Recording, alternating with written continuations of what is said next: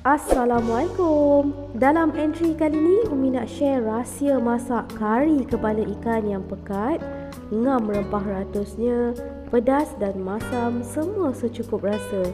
Nak dapatkan kari ikan yang sedap, elemen penting yang harus dititik beratkan ialah rempahnya haruslah dimasak sempurna hingga pecah minyak. Barulah kari ikan kita sedap, tak rasa rempah mentah. Dan elemen seterusnya ialah ikan yang digunakan tu haruslah segar, barulah sedap rasa kari. Kali ni Umi menggunakan ikan merah yang fresh dan berlemak sungguh isinya. Nak gantikan dengan ikan siakap atau jenahak pun boleh. Ada satu bahan rahsia yang Umi tambah bagi penambah baikkan dari resipi kari ikan yang pernah Umi share sebelum ni. Kalau anda nak tahu, jom tonton video Umi ni hingga habis. Bahan utama yang diperlukan: kepala ikan merah. Umi dah siap-siap rendam dengan air asam jawa bagi hilangkan bau hanyir ikan. Selain asam jawa, anda boleh guna jus limau nipis atau limau kasturi. 3 biji bawang putih, ketuk. 1 inci halia, ketuk. 3 tangkai daun kari. 13 biji bawang merah kecil, iris halus-halus. Ini petua nak kari kita sedap ya, bawang tu kena lebihkan. 2 tangkai cili hijau, belah 2. 2 biji tomato saiz sedang, belah 4. 8 batang bendi muda yang segar. 13 batang cili kering, rebus dengan air panas, basuh dan buang bijinya. 4 sudu besar rempah kari ikan. Umi memang setia menggunakan rempah jenama babas ni. Haruman bau aroma rempah ratusnya yang wangi dan rasa kari ikan kita akan lebih kick dan sedap berbanding yang lain.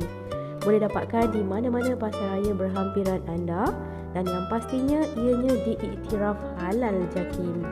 Seterusnya, 1 sudu kecil serbuk kunyit, sejemput asam jawa, tambah sedikit air, jadikan paste yang pekat macam ni. Kari ikan ni mesti kena masam-masam sikit, barulah sedap. Setengah biji kelapa parut, rendam dalam air suam-suam, kemudian pisah dan perah. Dapatkan santan pekat dan santan cair. Sedikit biji sawi, jintan manis, jintan halus. Ambil dalam secubit je setiap satu tu. Setengah sudu kecil biji halba bagi wangikan bau kari. Biji halba ni tak perlu letak banyak sebab nanti kari kita akan rasa pahit ya kalau terlebih.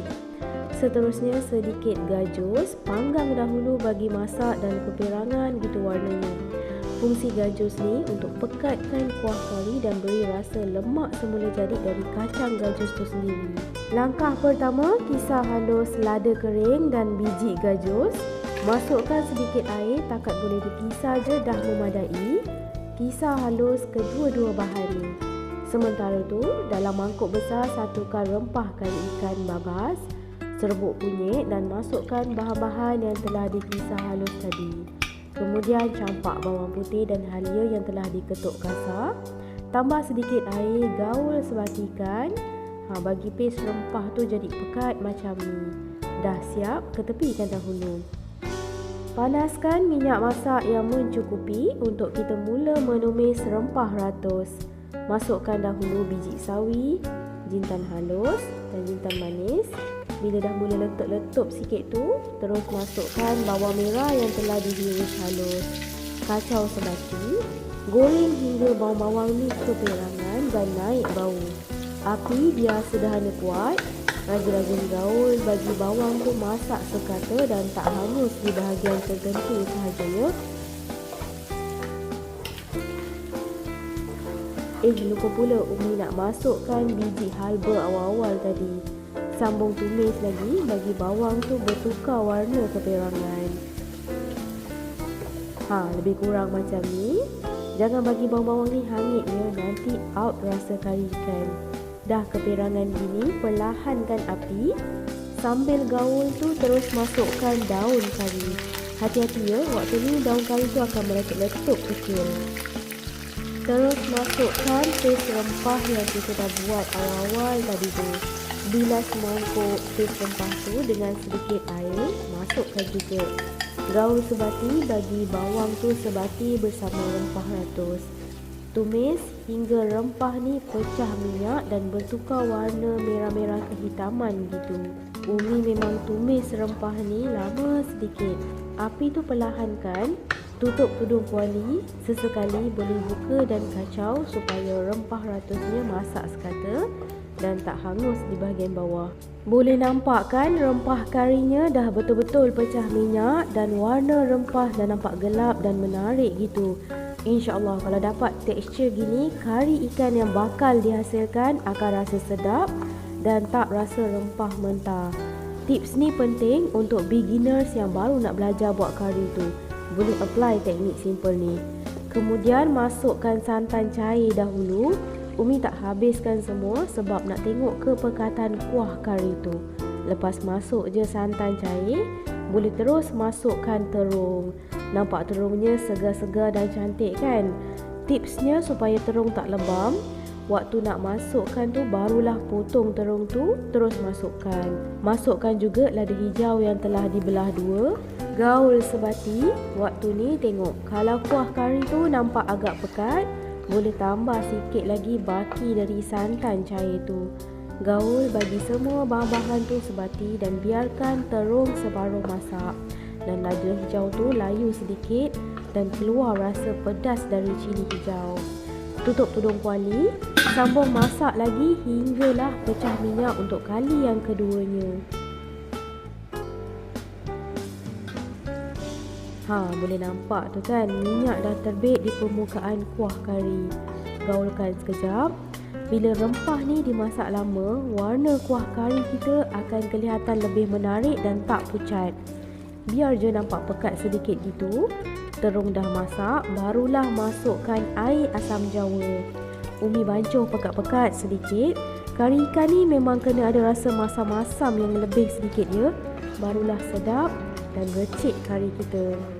Kemudian masukkan santan pekat. Gaul sebati santan tu bersama kuah. Santan pekat ni tak perlu tak banyak ya. Sedikit je dah memadai. Sebab tu Umi hanya gunakan setengah biji kelapa parut saja untuk buat kari ikan ni. Biar rasa rempah ratus dari serbuk kari babas dan rasa lemak dari biji gajus tu balance. Jadi santan tu sikit je kita gunakan. Kemudian masukkan tomato dan juga bendi. Umi ada tambah sikit lagi air bagi kuah tu tak terlalu pekat. Sebab nanti kita nak biarkan bendi ni separuh masak, kemudian baru letak ikan. Bendi tu tak perlu masukkan awal-awal. Umi masukkan waktu akhir ni biar ia masih crunchy gitu waktu kita makan dengan nasi nanti. Perasakan dengan garam secukup rasa. Gaul sebati bagi garam larut. Bila dah masuk santan pekat ni, kena rajin gaul untuk elak santan tu pecah. Gaul bagi semua bahan-bahan sebati dan sekata sepenuhnya. Cuba rasa bila dah ngam rasa pedas, masam dan rempah ratus tu, barulah akhir sekali masukkan kepala-kepala ikan merah. Umi ada tambah lagi seketul dari bahagian badan dan ekor ikan tu. Dah masuk ikan ni, hati-hati jangan digaul terlalu kuat, nanti ikan pecah. Rendamkan kepala ikan merah ni dalam kuah kari. Tutupkan sekejap tudung kuali tu. Biarkan ikan masak sepenuhnya dalam 5 minit macam tu. Tengok tu kari kepala ikan Umi dah siap. Nampak cantik warna kari tu kan. Kuahnya pun nampak pekat dan aroma bau rempah ratus tu memang membangkitkan selera. Sekian sahaja tutorial dalam entry kali ini. Jumpa lagi di episod akan datang dengan pelbagai resipi-resipi menarik. Jangan lupa tekan button subscribe, like dan tolong sharekan video ni jika anda suka. Tekan lonceng pertama untuk dapatkan notification video-video terbaru dari channel Umi Atiyah Atif Kitchen. Assalamualaikum. Bye.